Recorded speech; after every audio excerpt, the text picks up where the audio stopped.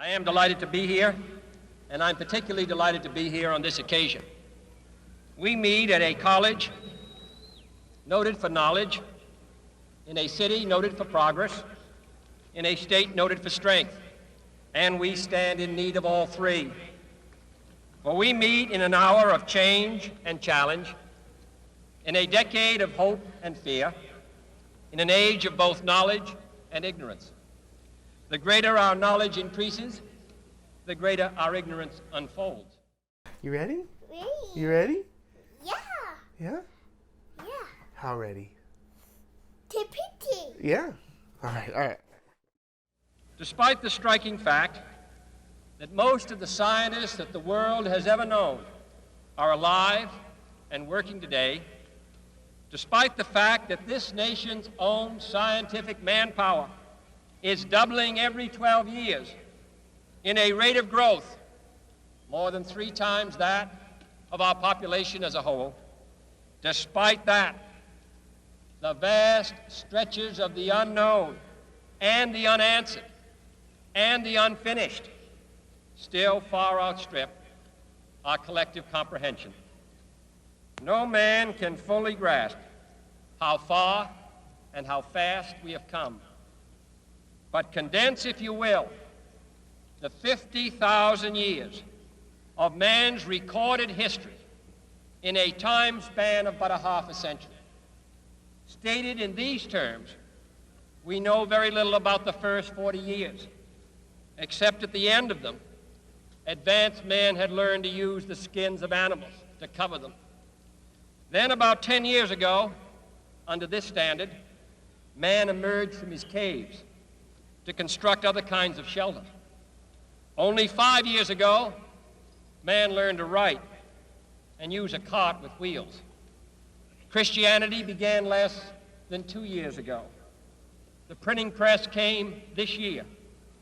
And then less than 2 months ago, during this whole 50-year span of human history, the steam engine provided a new source of power. Newton explored the meaning of gravity. Last month, electric lights and telephones and automobiles and airplanes became available. Only last week did we develop penicillin and television and nuclear power. And now, if America's new spacecraft succeeds in reaching Venus, we will have literally reached the stars before midnight tonight. This is a breathtaking pace, and such a pace cannot help but create new ills as it dispels old.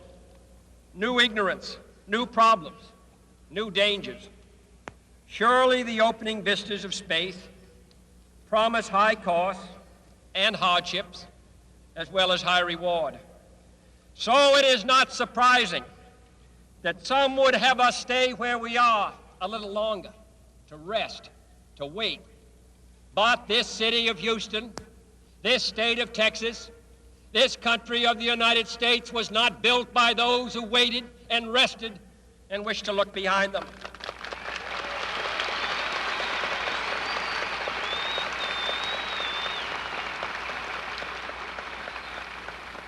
This country was conquered by those who move forward, and so will space.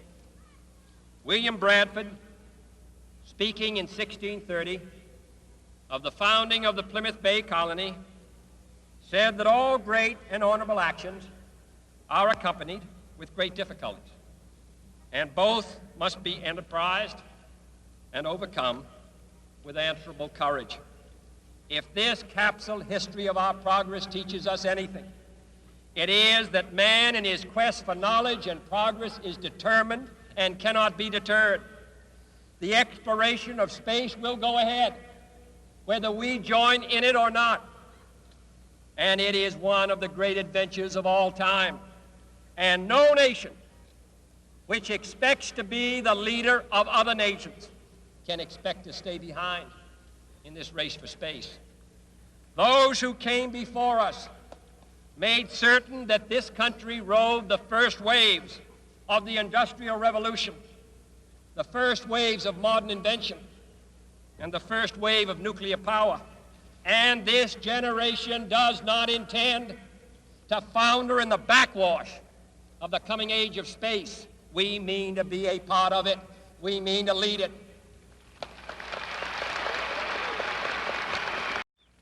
For the eyes of the world now look into space, to the moon, and to the planets beyond.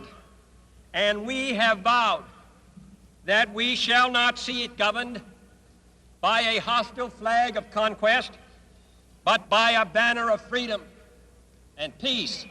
We have vowed that we shall not see space filled with weapons of mass destruction, but with instruments of knowledge and understanding.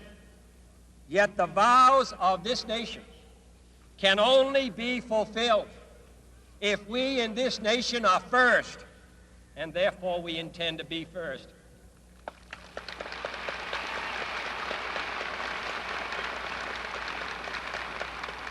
In short, our leadership in science and industry, our hopes for peace and security, our obligations to ourselves as well as others, all require us to make this effort, to solve these mysteries, to solve them for the good of all men, and to become the world's leading spacefaring nation.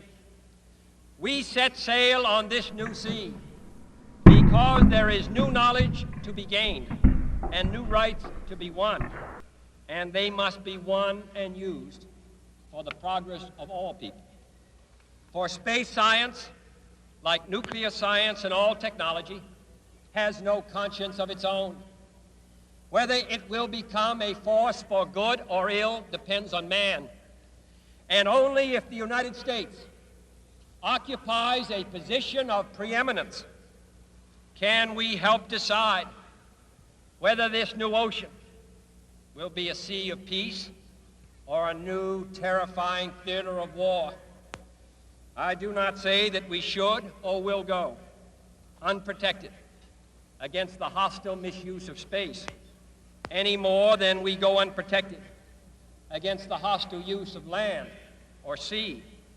But I do say that space can be explored and mastered without feeding the fires of war, without repeating the mistakes that man has made in extending his writ around this globe of ours. There is no strife, no prejudice, no national conflict in outer space as yet. Its hazards are hostile to us all. Its conquest deserves the best of all mankind, and its opportunity for peaceful cooperation may never come again.